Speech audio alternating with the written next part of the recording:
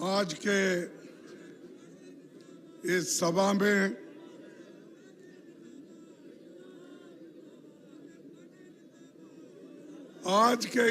में जो भारत जोड़ो न्याय यात्रा के हमारे पूर्व अध्यक्ष, हमारे नौजवान लीडर श्री राहुल गांधी जी, केशव वेणुगोपाल जी, अविनाश पांडे, अजय राय जी, जयराम रमेश जी, प्रमोद तिवारी जी,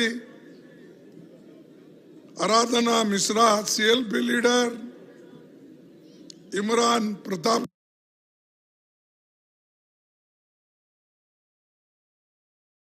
जी, प्रदीप सिंघल और पंकज और सारे हमारे कांग्रेस नेतागण जो यहाँ बैठे हैं,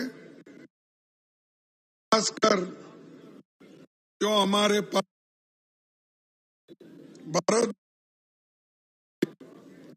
रहे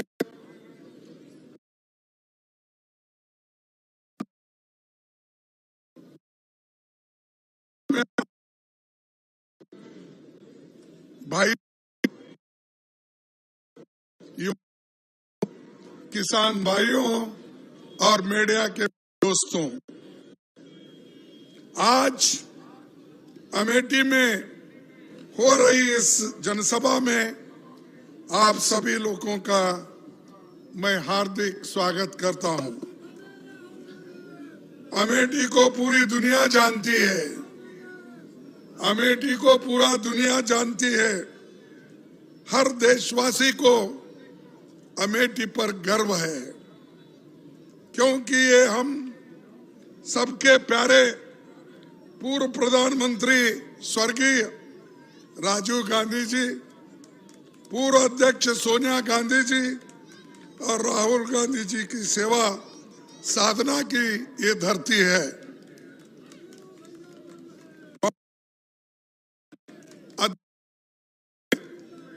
जब सोनिया गांधी जी यहाँ पर 1998 में अमेठी आई, उन्होंने अपनी बात रखी। मैं उसको याद दोहराना चाहता हूं। मेरे मन में अमेठी के लोगों के प्रति अटूट प्रेम और आदर है। अमेठी मेरे पति की कर्मभूमि थी। उनके दिल में अमेठी की भाई बहनों के लिए कितना प्यार है और समर्पण था, ये मैंने बहुत गहराई से महसूस किया है। आपने हर हालत में हमारा साथ दिया है, ये हम कभी नहीं भूल सकते। ये जो बात है सोनिया गांधी जी के बात है, उन्होंने अमेठी के लोगों को 1998 में कहा था, और आज वही बात फिर राहुल गांधी जी ने दोहराया। आपके साथ उनका गहरा संबंध है, प्रेम आप सबको जानते हैं और हम आपके साथ हमेशा के लिए रहे हैं, आज भी रहेंगे, कल भी रहेंगे, हमेशा के लिए आपके साथ रहेंगे। पानी है भाइयों, कांग्रेस सरकार में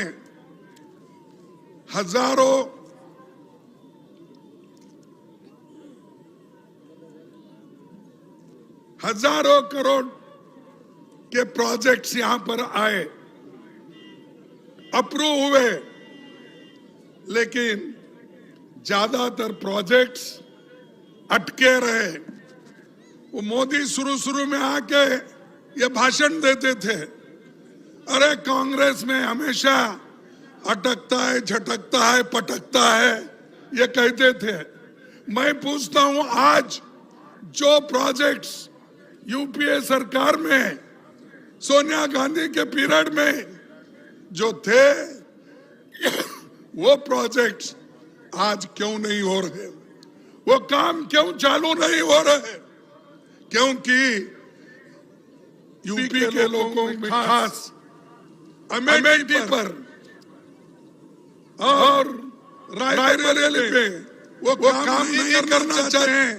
ये एक दुश्मनी निकालने की साजिश कर रहे हैं। अरे भाई, लोग तो सभी आप ही के हैं। आप जो चीजें मंजूर पहली हुई थी उसको आप कैंसिल करते हो, निकाल देते हो। अरे एक आदमी आपको वोट देता है, दूसरा हमको दिया होगा, लेकिन तुम लोगों में भेदभाव करके गवर्नमेंट के प्रोजेक्ट को रोकना और उसको हर चीज से तंग और तबाह करना और आड़े टांग डालकर आज अमेठी को मिलने वाला, रायबरेली को मिलने वाला सभी प्रोजेक्ट्स को आपने खत्म किया है। बातें बहुत बोलते हैं बीजेपी के लोग, खासकर जब कभी बात आती है।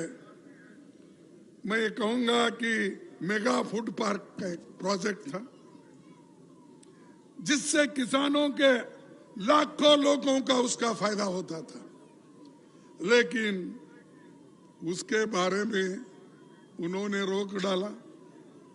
उसके बाद में सेल का प्रोजेक्ट जगदीशपुर में, उसको रोक डाला। पावर प्लांट, इसको भी रोक डाला। रेल लाइन, वो भी, उसमें भी रोक डाली। हाईवेज, उसमें भी रोक डाली। अरे भाई, दूसरों को करते थे आप, अब पहले कहते थे। कांग्रेस बोले तो अटकना, झटकना, पटकना बोलते थे।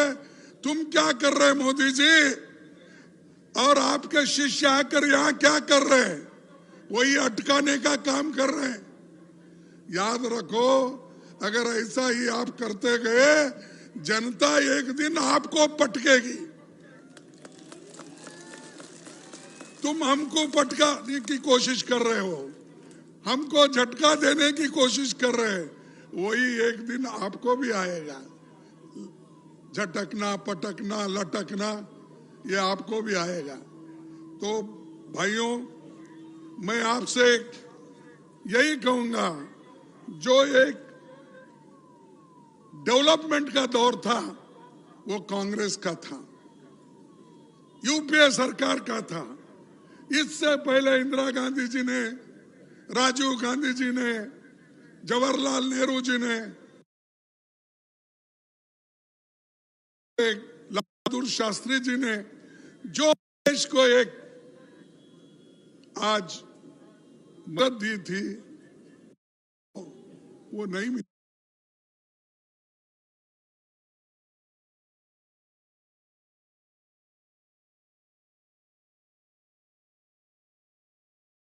को उसके बाद खानदान को, अरे भाई, तुम्हारा काम तुम करो, दूसरों को गालियां देने से आपको क्या मिलने वाला है? जिस देश में एक सुई नहीं बनती थी आजादी के पहले, इस देश में एक सुई नहीं बनती थी, मशीन थी। आजादी के बाद बड़े बड़े कारखाने बने, बड़े बड़े बांध बने, बड़े बड़े ये एयरपोर्ट बने, पोर्ट बने। ये तुमने बनाया? ये सब मोदी जी के जमाने में हुआ। अरे ये ऐसा झूठ बोल बोल कर, मैं तो उसीलिए उनको कहता हूं झूठों का सरदार। अरे भाई, अब हर काम को आप रोड़ा डाल रहे हैं। क्यों? ये कॉन्स्टिट्यूंसी राहुल गांधी की है, रायबरेली सोनिया गांधी जी का है। रोको, रोड का काम रोक दो। लाइन रेलवे का रोक दो और फूड प्रोसेसिंग का रोक दो। कितने दिन ऐसा ही रोकेंगे भाई? एक दिन हमारा भी आएगा तो हम ऐसा 10 पट काम करके दिखाएंगे। और नौकरी की बात करते हैं, मोदी जी हमेशा क्या करते थे? हर साल मैं हमारे युवकों को 2-2 करोड़ नौकरी दूंगा। दिए न? आपको मिला 2 करोड़ नौकरी? नहीं मिला। अरे प्रधानमंत्री झूठ बोलते हैं? प्रधानमंत्री कैसा झूठ बोलता है भाई? वो तो सत्य हरिश्चंद्र है। सत्य हरिश्चंद्र कभी झूठ बोलता है? फिर 2 करोड़ नौकरी नहीं दिए, 15-15 लाख काला धन लाकर तुम्हारे जेब में डाल दूं बोले। दिए क्या? नहीं दिया। तो मोदी झूठ है क्या हम झूठ है? क्या बीजेपी झूठ है, कांग्रेस झूठ है? ये बात हुई ना। जो हम हमेशा जो कहते हैं वो करके दिखाए हैं। नरेगा हमने लाया गरीबों को मजदूरी देने के लिए, पेट भरने के लिए हमने फूड सिक्योरिटी एक्ट लाया, खाना देने के लिए, बच्चों के पढ़ाई के लिए कानून लिया। तुमने क्या किया? एक तो काम बताओ। बड़े बड़े कारखाने हमने नेहरू जी के जमाने में बनाया, बैंक बनाए। उस बैंक को लूटने वाले लोगों को तुम सब सपोर्ट कर रहे हो। वो पैसे लेकर बाहर भाग रहे हो और यहाँ कोई गरीब आदमी 10-12 हजार रुपए लोन लेता बैंक से, उसको बंद करते हो, उसके घर पे नोटिस लगाते हो। लगाओ नोटिस। जो 13 लाख करोड़ लेकर यहां से भागे हैं उन पे लगाओ। इतने पैसे आपने बैंक से लूट लूट के उनको दिया और हमको बोलते हैं कि इस कांग्रेस ने बर्बाद किया। क्या बड़े कारखाने करके बर्बाद किया? एम्स बना के बर्बाद किया? इंजीनियरिंग कॉलेज करके बर्बाद किया? और कंपलसरी एजुकेशन में सबको शिक्षा देने की काम शुरू की, उससे बर्बाद हुआ? शेड्यूल कास्ट शेड्यूल ट्राइब्स को रिजर्वेशन दिए, वो उससे खराब हुआ? बताओ हमको। जो काम हमने किया इस देश के लिए, हमने कुर्बानी भी दी। देश एक रहना, ये हमारा पहले से काम चल रहा है। देश को जोड़ना, उसी लिए तो राहुल गांधी जी कन्याकुमारी से लेकर कश्मीर तक चले और आज मणिपुर से लेकर बंबई तक को चलने वाले हैं। अरे जिस जगह से राहुल गांधी खुद मणिपुर गए, लोगों को मिले, अब मोदी भी एक दिन भी नहीं गया, जाने की हिम्मत भी नहीं। अरे जिस आदमी में देश को बचाने के लिए, समाज को बचाने के लिए वहां जाकर उनको शांति से रहने के लिए नहीं करता, क्या इस देश का गरीबों का? तो भाइयों, ऐसे लोगों को रखना आगे 2024 के चुनाव में।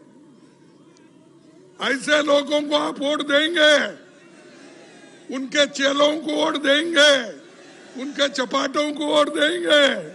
नहीं, ये मजबूती के साथ रहो। जो वचन तुमने दिया है उसका पालन करो। यहाँ जो आए हैं एक एक आदमी 1000-1000 वोट भी अगर लाए तो पूरा कांग्रेस पार्टी अपनी झंडा यहाँ फैला रही। और नौकरी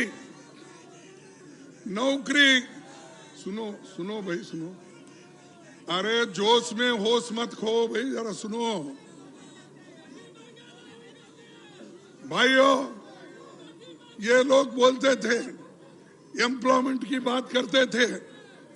अब हमारे इस देश में और खासकर आंगनवाड़ी बहनों से और ग्रामीण स्वास्थ्य सिस्टम वाले बहनों को, रखने वाले बहनों को, उधर देखिए पूरे देश में 2 लाख पद खाली है। ये गरीब लोग की काम करते हैं और जिसमें 60,500 सिर्फ यूपी में खाली है। 60,500 ये यूपी में खाली है। अरे भर्ती करो ना भाई। कहाँ है डबल इंजन की सरकार? कहाँ है डबल इंजन की सरकार? एक इंजन तो फेल हुआ, दूसरा इंजन ऑयल मांग रहा है क्योंकि उसको ऑयल नहीं मिल रहा। हर चीज महंगी हो गई, पेट्रोल महंगा हो गया, ऑयल महंगी हो गई, डीजल महंगी हो गई, सब चीजें। तो ये हमारी डबल इंजन की सरकार बहुत डेवलप की है। ये मोदी साहब भी बोलते हैं और योगी साहब भी बोलते हैं। मैं उसी लिए जब पार्लियामेंट में योगी साहब थे तो मैं बोला, योगी साहब, जो आप राजकारण में जो लोग रहते हैं वो लोग साधु संत बोलकर नहीं आना चाहिए। और साधु संत अगर पार्लियामेंट में बैठे, देवल कौन संभालेंगे, मठ कौन संभालेगा, पूजा कौन करेंगे? इसीलिए तुम वहीं रहना ठीक था, यहाँ क्यों आए? मैंने पूछा ये सवाल। तब उन्होंने बोला, नहीं ये आप गलत बोल रहे हैं, हम सब देश की सेवा के लिए आए। ठीक है भाई, देश की सेवा के लिए बीजेपी में और भी लोग हैं और आरएसएस पे जिंदा रहने वाले बीजेपी के पास लोगों की कोई कमी नहीं है। देश को फोड़ने वालों का कमी नहीं है, मस्जिद मंदिर के पॉलिटिक्स करने वालों की कमी नहीं है। तो ये लोग, ऐसे लोग देश को तोड़ रहे हैं, ऐसे लोग समाज को तोड़ रहे हैं। और जो लोग इस समाज को तोड़ने का काम करते हैं, एक दिन वो भी बर्बाद होते हैं। ये मैं आपको कहने, भाइयों,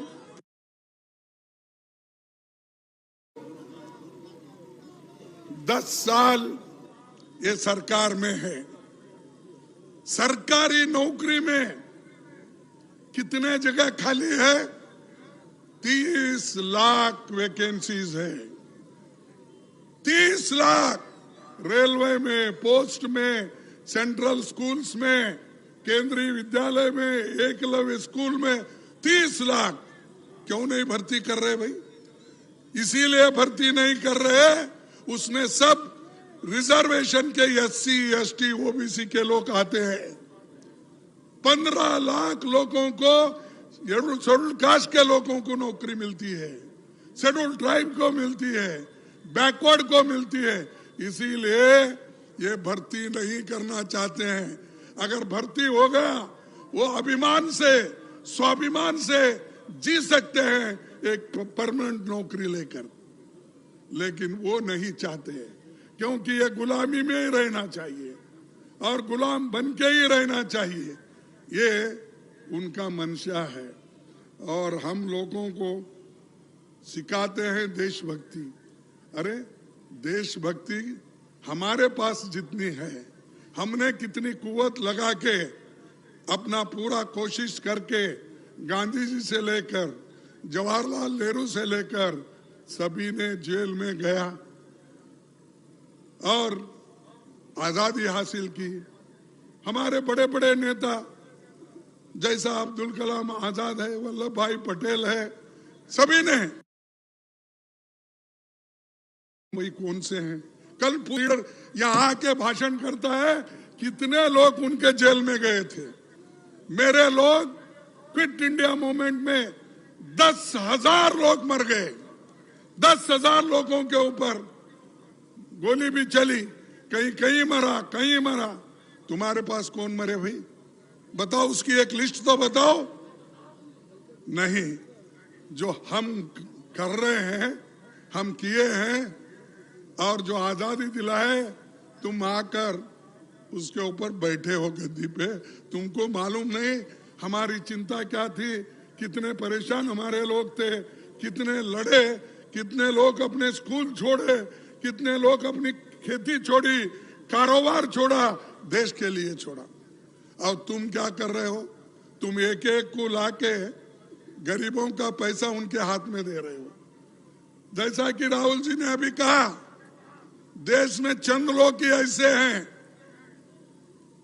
कि उंगली पे गिने उतने लोग अमीर हो रहे हैं और गरीब गरीब हो रहा है।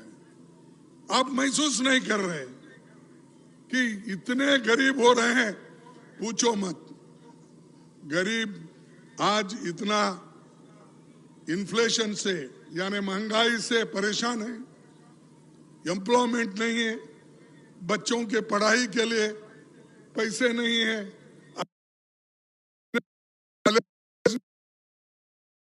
उनके पास आमदनी नहीं है। तो इसलिए भाइयों, मैं यही कहना, आज जो बीजेपी अपना ढोल बजाती है और पीठ थपा लेती है। आप देखे भी होंगे कि पार्लियामेंट में उन्होंने वो करते हैं, किसान परेशान है। जो किसान 14 महीने पहले स्ट्रगल किया, संघर्ष किया, वही फिर अब आज कर रहा है। तो उसके सामने जगह है कि बहुत बड़े बड़े अपने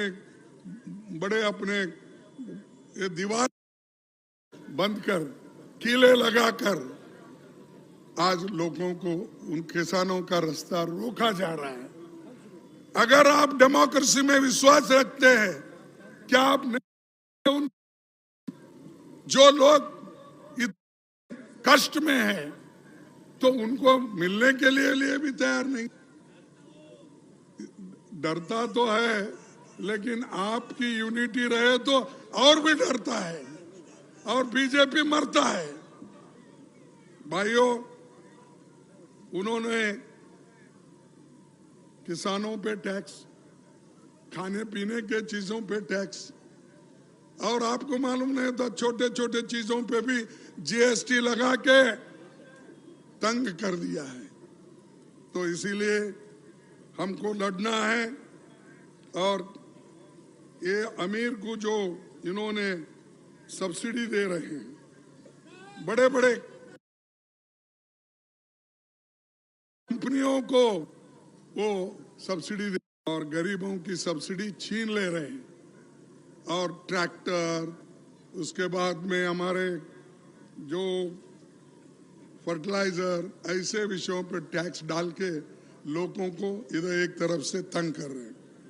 भाइयों, अभी जो राहुल जी ने कहा, सरकारी अफसरों में दलितों की संख्या कितनी है, पिछड़ों की संख्या कितनी है, गरीब से गरीब आदमी जो पिछड़ा हुआ है, जिस क्लास में अपर कास्ट हम जिसको बोलते हैं, उनमें भी जो गरीब लोग हैं नहीं है। सिर्फ सफेद से सफेद कपड़े वालों को, अमीर से अमीर आदमियों के बच्चों को वहां पर जगह है, गरीबों के लिए नहीं है। इसीलिए आपको सोचना चाहिए, आज हमारे बच्चे अच्छे कॉलेज में नहीं जा सकते, अच्छे यूनिवर्सिटीज में पढ़ नहीं सकते, ये हालत हमारी है। लेकिन मोदी जी खुश है, हमने ये किया, हमने यूनिवर्सिटी बनाया, हमने एम्स बनाया, हमने इंजीनियरिंग कॉलेज बनाया। कहाँ भाई, तुमसे पहले तो हमने बनाया, तुम भी हमारे कॉलेज में पढ़ के ही इतने बड़े हो गए, तुम कहाँ थे पहले? क्योंकि अब मोदी साहब किनके स्कूल में पढ़े, किनके कॉलेज में पढ़े, उसके पहले तो बीजेपी वाले नहीं थे।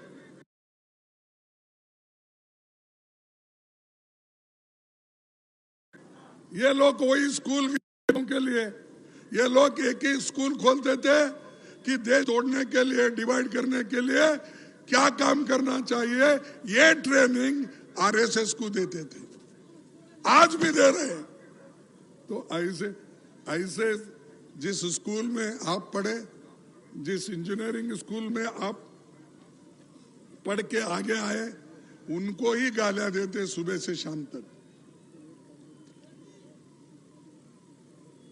और आज इतने अत्याचार महिलाओं के ऊपर हो रहे हैं, दलितों के ऊपर हो रहे हैं, लेकिन उधर कभी भी ध्यान उन्होंने नहीं दिया और उसके बारे में सोचा भी नहीं। यहां पर एक सामने महिला बैठी थी, ठहरी थी, उसने रहा था कि बीजेपी वहां पर जो एक क्या नाम, वक्रिता क्या, वर्तिका क्या नाम था, तो उसको न्याय मिलना ये कहने के लिए वहां ठहरी थी। तो ये ऐसे चीजों पे सरकार ध्यान नहीं देती, इसलिए बात नहीं करते, सिर्फ बात उनकी करते हैं जो बड़े बड़े शर्माईदार है, अमीर है, उनकी बात करते हैं। तो आज भी जब कल उनकी मीटिंग हुई कार्यकर्ताओं की, एक मीटिंग में उन्होंने नाम लिया, मेरा नाम लेके बोला, खरगे साहब बोले हैं पार्लियामेंट में अब की बार 400 पार बोले। अरे मैं तो ये कह रहा था, उन्होंने गड़बड़ करके मेरे भाषण को बंद करवाया, और मैं कह रहा था 400 तो छोड़ो, 100 सीट भी आपके नहीं आएंगे, ये मैंने कहा था, लेकिन गड़बड़ करके उसके आगे तो हाउस में रहता है व्याधान क्या बोलते हैं उसको, इंटरप्शन को क्या बोलते हैं, व्याधान, ये बंद कर दिए। तो हम परसों उनके मीटिंग में बोल रहे हैं, कल कुछ मीटिंग हो गई, वर्कर्स मीटिंग में बोल रहे हैं कि खरगे जी ने ही ऐसा कहा। अरे खरगे जी ने ये कहने को तैयार है, तुम देश जितना जल्दी छोड़ेंगे, सत्ता कितनी जल्दी आपकी चले जाएगी, उतना देश के लिए अच्छा होगा, यह मेरा कहना है। और प्रियंका जी ने भी यूपी के सभी बेटियों को न्याय दिलाने के लिए सड़कों पर आई, और उन्होंने एक स्लोगन दिया, मैं लड़की हूं, लड़ सकती हूं, ये उनका स्लोगन था। और नारे के साथ उन्होंने यूपी की बच्चों को अपने ताकत को पहचान की प्रेरणा दी। उन्होंने कहा तुम्हारी ताकत है, इसीलिए इसको असर्ट करो, तुम लड़ सकते हो, तुम्हारे ऊपर जब अन्याय होता है उसके खिलाफ तुम लड़ते रहो। और उन्होंने ये भी खुद भी लड़ा, वो चाहे वो हाथरस का हो, उन्नाव के हो बेटियों का, या आईआईटी या बीएचयू की छात्रा हो, हर जगह कांग्रेस पार्टी और प्रियंका गांधी जी ने लोगों को उत्साहित किया लड़ने के लिए, और उनको बताया तुम्हारी जो ताकत है वो जरूर जनता को बताना, ये उन्होंने कहा। ये हमारे लोग हैं, लड़ते हैं दूसरों के लिए, कुर्बानी देते हैं देश के लिए। अरे तुम वो भी नहीं, ये भी नहीं, सिर्फ गालियां देने का इनको एक नया स्कूल देना चाहिए ट्रेनिंग का, कि कांग्रेस को कैसे गालियां देना, कहां देना, किस वक्त देना, ये तो एक ट्रेनिंग देना चाहिए। और एक प्राइस भी रखना उसके लिए कि भाई बहुत अच्छा गालियां दे रहे हैं आप कांग्रेस को, तो ये प्राइज आप ले लो। नोबेल प्राइज तो नहीं दे सकते, गालियां देने के लिए ही एक प्राइज बनाओ।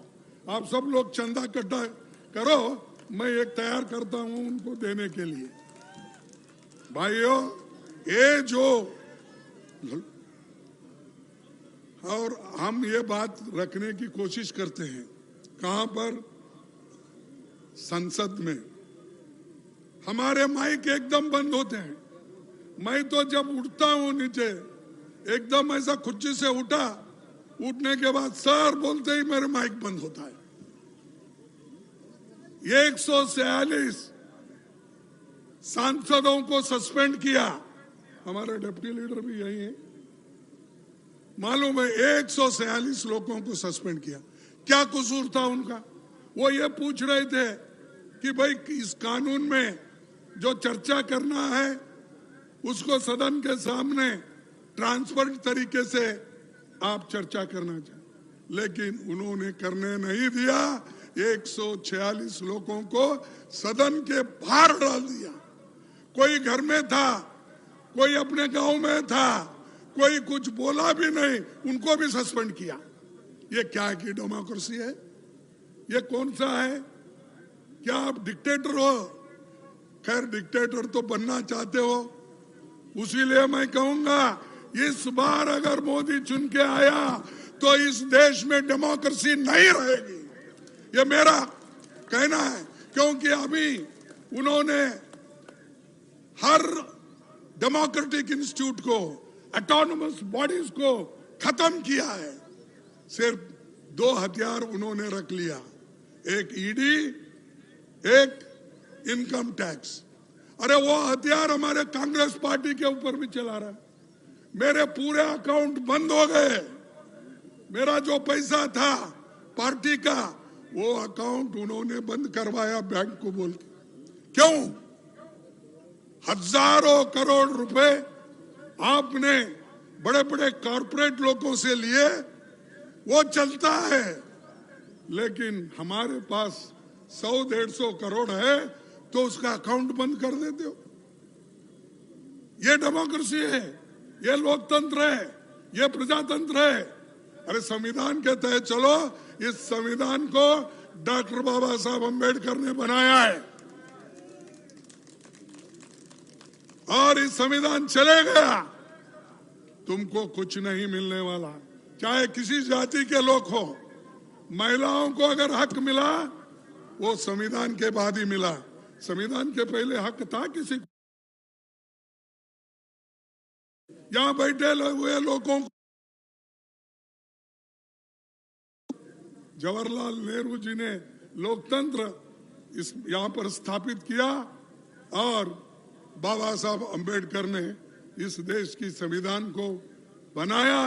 गरीब, पिछड़े, दलित, शोषित, इनको सब हक मिला, माइनॉरिटी सबको।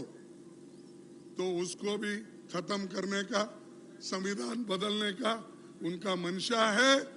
इसीलिए आपको सोचना होगा, इसके हिफाजत के लिए आप जान भी देने के लिए तैयार होना चाहिए। अगर आप ही नहीं बचते, आपके पीढ़ी नहीं बचती, उनको अगर आजादी नहीं है, फिर हम सब रोक रहे के क्या काम किए?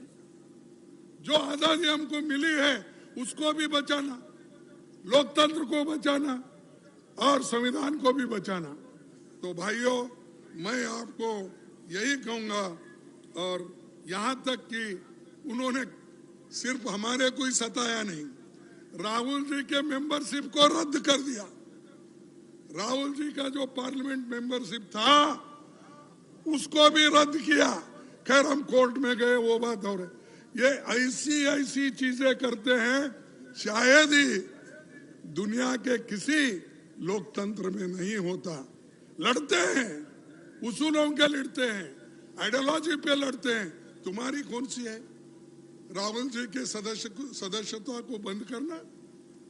यहां पर औरतों पे अत्याचार होता है, यूपी में कहां है डबल इंजन सरकार?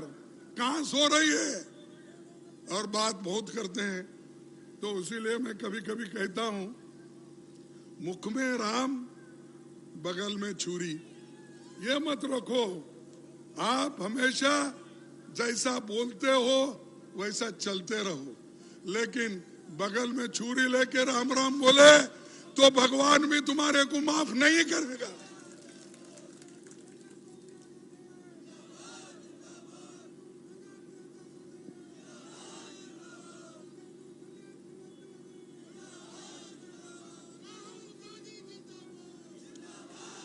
भाइयों, अब हमारे सारी शक्ति हमारे को प्रेरणा देने वाले सिर्फ आप लोग हैं।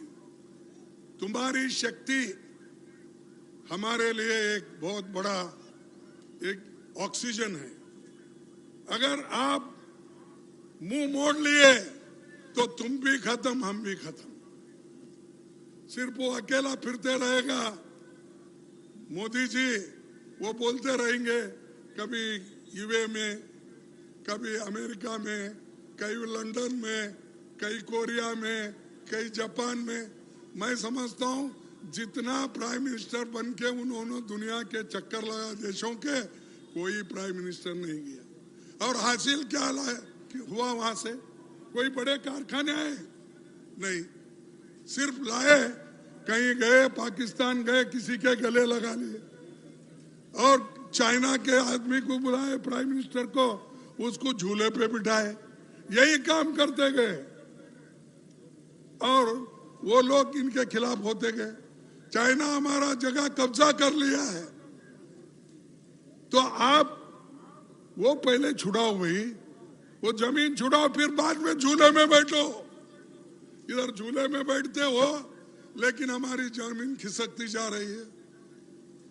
तो ये मोदी जी की कला है। मोदी जी सिर्फ भाषण बहुत अच्छा करते हैं, उनके जैसी हिंदी नहीं है, फिर भी मैं कोशिश करता हूं अपने लफ्ज में बोलने का, लेकिन उनका सिर्फ भाषण, लोगों को राशन नहीं है। राशन नो हमने दिया, हमारे एक्ट ने दिया। उन्होंने क्या बोलते हैं, 80 करोड़ लोगों को मैं फ्री धान दिया, अन्न दिया। अरे बाप, तेरे से पहले हमने कानून बनाए, सोनिया गांधी ने कानून बनाई, हाँ, उस कानून के तहत मिल रहा है, तुम्हारे वजह से नहीं मिल रहा। हमारे कर्नाटक में तो फ्री देते थे हम कभी एक पैसा भी नहीं, ऐसा ही हर स्टेट में फ्री देते थे।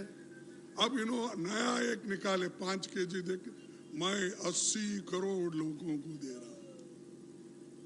कितने लोगों को नौकरी लगाए वो नहीं बोलते, लोगों की आमदनी कितनी बड़ी वो नहीं बोलते, एमएसपी कितनी बड़ा है वो नहीं बोलती, लेकिन ये बात बोलते हैं बार बार।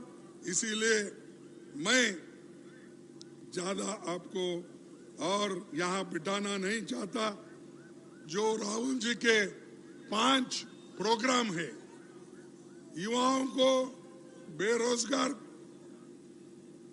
लोगों के लिए, काम के लिए वो न्याय चाहते हैं, और अमीर गरीब की उसको कम कर, किसानों पर रोकना चाहते हैं।